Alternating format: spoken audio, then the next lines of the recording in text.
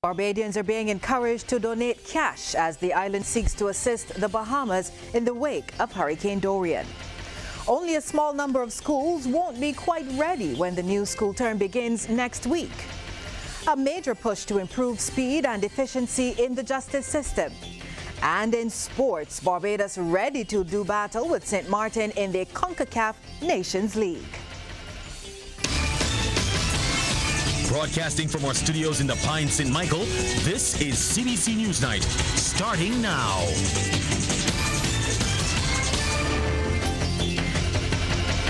Very good evening to you. I'm Lisa Broom. And our top story tonight, cash, not goods. Prime Minister Mia Motley says cash is what is needed at this time for the immediate response to Hurricane Dorian.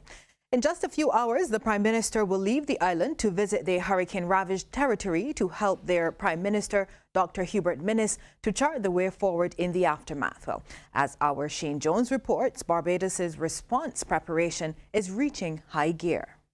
Prime Minister Motley will accompany CARICOM Chairman Alan Chasney, Secretary General Ambassador Erwin LaRocque, and officials from the Caribbean Development Bank and SEDIMA to Nassau to meet with Bahamas Prime Minister Dr. Hubert Minnis. In an emotional address, Prime Minister Motley said her heart bleeds for the Bahamas. Now, she explained that cash is a better option than the traditional food and dry goods because the islands of the Bahamas are not as close to Barbados as many of our other regional neighbors. I asked my Permanent Secretary to reach out to SEDIMA because rather than the government of Barbados take the cash, we would prefer that the cash go directly to a special account that SEDIMA opens as a SEDIMA Barbados Bahamas account, so that SEDIMA then is in a position, because time is of the essence in this kind of environment. SEDIMA has access to the money to be able to provide the kind of support and relief that is needed to the Bahamas. Prime Minister Motley also revealed that there will be a national telethon on Sunday to assist the thousands severely affected. That will focus the minds of Barbadians who want to give, who want to donate to that account. I'm hoping that all of the media will come on board. But more importantly, I hope to meet with the Barbados Christian Council and Barbados Evangelical Council to be able to humbly suggest to them that it may be useful for them to come up with their own program for Sunday as well. Because this third Sunday must not be about Dorian's destruction. This third Sunday must be about restitution, recovery, and renewal. Prime Minister Motley has made a special appeal to Barbadians' spirit of giving at this crucial time. Shane Jones, CBC News. Thanks, Shane. And rescuers have begun to reach areas of the northern Bahamas devastated by Dorian. Prime Minister Minnis says some had been decimated, and he expects the current death toll of 7 to rise. The Prime Minister and the opposition leader flew over hurricane-ravaged Abaco to assess the damage, and he says what he saw was heartbreaking. There's severe flooding. There's severe damage to homes, businesses, other buildings, and infrastructure. To give you a clearer picture of what was seen while traveling this afternoon, the southern aspect of Abaco has suffered less devastation than the north. The Sandy Port area and progressing north has not suffered as much devastation as was seen in the Marsh Harbor vicinity. The National Airport in Abaco is underwater. The runway is completely flooded, and in fact, the area around the airport now looks like a lake. Marsh Harbor has suffered, I would estimate, in excess of 60% damage to the homes. Well, the situation on Grand Bahama is less clear as Dorian only moved on late on Tuesday after nearly 2 days of pummeling, cutting many communications lines. And after 3 years and over $600,000, the Eunice Gibson Polyclinic received the last tranche of medical equipment and furniture from the Barbados International Business Association. Shane Jones has that story. Prime Minister and MP for the area, Mia Amor-Motley, and Health Minister Lieutenant Colonel Geoffrey Bostick were on hand to see the charitable initiative reach its maturity. BIBA President Julia Hope says the final donation marks the culmination of efforts by members and friends of BIBA to realize their vision to outfit the polyclinic with much-needed equipment.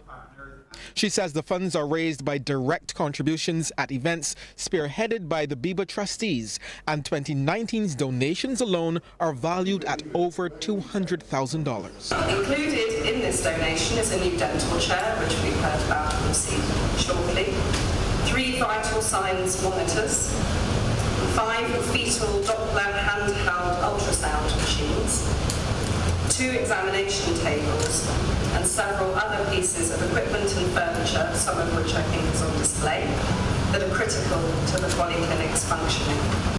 Ms. Hope added that in the future, BIBA will be looking to respond to the need for assistance for the youth and the elderly in the area of mental health. Now, in thanking BIBA, Prime Minister Motley said, were it not for a number of charitable organizations, Barbados' social cohesion would be falling apart. She contends the level of investment into social services has been almost non-existent in the last 10 years. You cannot underprovide for institutions year after year after year after year for a decade and expect them to perform at optimal levels. I have often given the example of the hospital because that is the most stark, where it received $50 million less than it needed over the course of more than a decade. When you multiply that, that is an underinvestment of almost $500 million. And when you move through the polyclinic system or the psychiatric hospital or the geriatric hospital, the situation is repeated. Ms. Motley says government will continue to play its part while working with charities like BIBA's to safeguard the island's social services. She says it's extremely important because she has personally witnessed the fallout because of neglect in the past. I saw 7 and 8 and 9 and 10-year-old children whose teeth were rotted. Now that's not in large numbers, but in sufficient numbers for me to be concerned. That's not part of our landscape.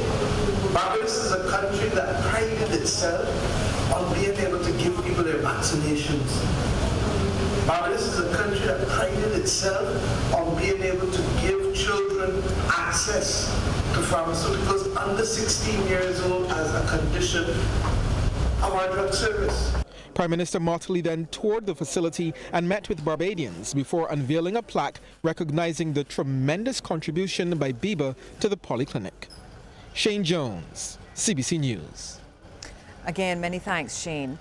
Well, many people in the Barbadian diaspora are lining up to make charitable donations for Regathering 2020, and government knows just what it wants them to be.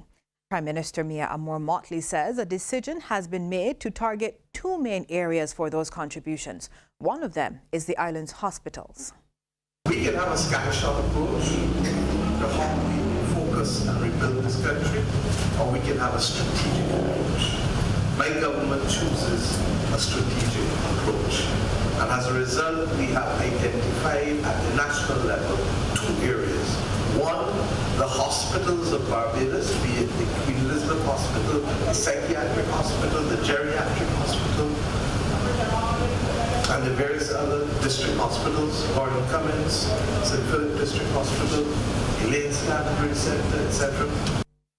Well, the Prime Minister says that national beautification is the other area that will be focused on. At the local level, we're encouraging people to support their primary schools, their secondary schools, and their churches, because we believe that the collective effort of Barbadians at home, with Barbadians coming home, will make that defining difference. A number of public schools will remain closed for the start of the new school term on Monday. That's according to Minister of Education, Technological and Vocational Training, Santia Bradshaw, during a tour of several schools which have undergone repairs over the summer holiday. We get more in this report from Sharika Griffith. 41 schools were targeted during the school's domestic program for the summer, a significant increase compared to just 17 in 2018. Of those, Education Minister Santia Bradshaw says only 3 will not reopen come Monday. St. Stephen's Nursery. We also have St. Giles Primary and also Belmont Primary. There's some additional work that needs to be completed at those schools. And given that in the past we've had situations where we complete the works or we rush on the weekend to get it completed, and we have situations where the industrial cleaning hasn't taken place, I think it is more prudent for us to close the school. And I'm giving the notice from now because I want parents to be aware of it. I want the public to be aware of it, teachers to be also aware of what the challenges that we're having, and to be able to plan accordingly. Minister Bradshaw says those schools will instead reopen the following week. She made the announcement during a tour of several schools, accompanied by officials from the ministry, principals, and the heads of teachers' unions. Even though work in the initial stages was delayed due to the late release of funds to contractors, the minister says she's satisfied with the progress made so far. Government has also allocated funds to begin upgrades to bathrooms at a number of schools, and the minister says this will begin in December. We've been having challenges with the broken fixtures and fittings for a number of years. So we're trying to move to a more commercial grade type of equipment, and we're trying to make sure that the plumbing fittings are also adequate, that there's proper ventilation in the bathrooms as well, that the correct urinals are ordered. So it's taken a little longer because we're trying to be as thorough as we possibly can be, but at least the process will certainly be able to start perhaps by the next vacation in December. As it relates to the maintenance plan going forward, the minister says aging school plants and a shortage of building maintenance supervisors continue to challenge the ministry. She's therefore calling on parents and corporate Barbados to assist where possible. Sometimes it's not big things that are needed. I mean, the ministry has a responsibility to do the heavy lifting and to do the big things. But in a lot of cases, it could be paint in a classroom. It could be, helping to replace a toilet. It could be helping to replace a sink. There are things that the PTA associations can do as well. And again, my appeal is to parents as well to also claim ownership of the schools. Your children are there. Work with us as a ministry, just like the private sector, to be able to help us to achieve some of the things that you see we have not been able to get. In addition to upgrades to the physical plants, Minister Bradshaw says steps have also been taken to improve safety and security. The ministry is expected to begin conducting interviews for additional guidance counselors and safety officers in short order. Sharika Griffith, CBC News. And in a notice late this evening, the ministry has advised that in addition to St. Stephen's Nursery, St. Giles and Belmont Primary, the St. John's Primary School will remain closed on Monday. And government will be increasing the categories of people before which an affidavit can be sworn. Minister of Innovation, Science and Smart Technology, Senator Kay McConney says it's all part of sweeping measures aimed at improving speed and efficiency in the justice system. She made the comment as she led off debate on the Evidence Miscellaneous Provisions Bill 2019 in the Senate today. This effort, sir, to increase the categories of persons before whom an affidavit can be sworn, it is not done in isolation, sir. The Office of the Attorney General has been taking various steps to improve the administration of justice and the efficiency of our court systems. And these include, among other things, adding new courts, providing for additional judges, adjustments to the penal system. And Senator McConney says efforts are also underway to make the justice system more tech-friendly. She says there are planned amendments to legislation which will speak to an electronic case management system. The Supreme Court Civil Rules Procedure 2008 would be amended to allow for the filing of documents through electronic means, allow for the serving of documents through electronic means, allow for payment of the necessary stamp duty electronically, and amend the requirements for affidavits to support certain applications. Opposition Senator Caswell Franklin has thrown his support behind the bill. He says the changes may seem small, but altogether can have a big impact on the workings of the justice system, particularly as it relates to delays due to misplaced files. Eventually, file turns up a couple of years later, file out of order, you know, like your name is J, and it's filed, and the next thing you know, it's done behind P. You can't find it. So, if we had a system where all documents were filed electronically, you just type in the person's name and the documents will come up. We would have to get away from this running down and searching for papers and all kind of stuff and have a file in front of the judge. And there were no excuses that we can't not finding a file. Senator Franklin also recommended that government review the way it rewards good workers. He says those workers should be paid more instead of promoted, as this means that they are placed sometimes in positions they're not suited for. Pay him or her for the value of the work that they do, as opposed to saying, well, you know, in order to give him a good salary, you got to promote him. You take him out of the pool. It happens with teachers. You make him a principal, and the fella is useless as a principal, but he was a good physics teacher, and you ain't got good physics, and you ain't got a lot of them. You ain't got good math teachers. You ain't got a lot of math teachers. You ain't got a lot of physics teachers and chemistry teachers. But then the fella is bright, and you got to give some more money, so you make him a principal. He goes there, and he can't get anything done. An historic occasion for the University of the West Indies as it officially opens its 4th landed campus in Antigua and Barbuda. UWI's undergraduate programs currently on offer in Antigua span the areas of humanity, social sciences and technology. Prime Minister Gaston Brown says his country is making a reality of what some thought was impossible.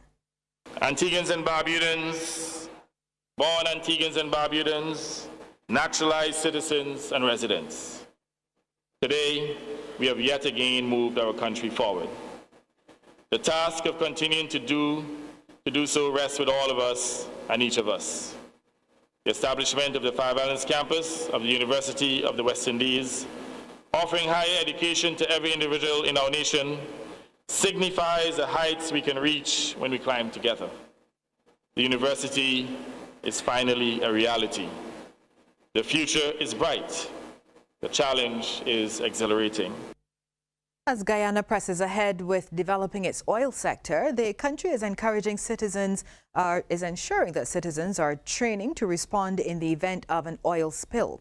Over 100 people took part in emergency oil response training ahead of first oil, as we hear in this DPI report.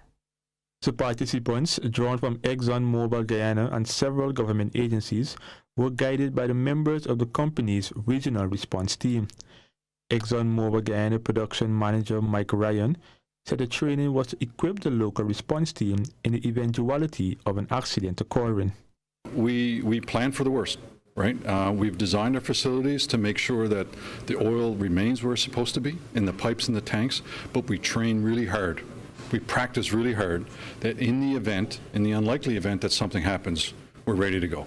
Director General of the Civil Defense Commission, Lieutenant Colonel Kester Craig, said the training complemented Guyana's national response plan. And definitely you're able to now review your plans before something happens, because you may be missing items, you may be missing parts, and definitely the exercise would help you to put those things together.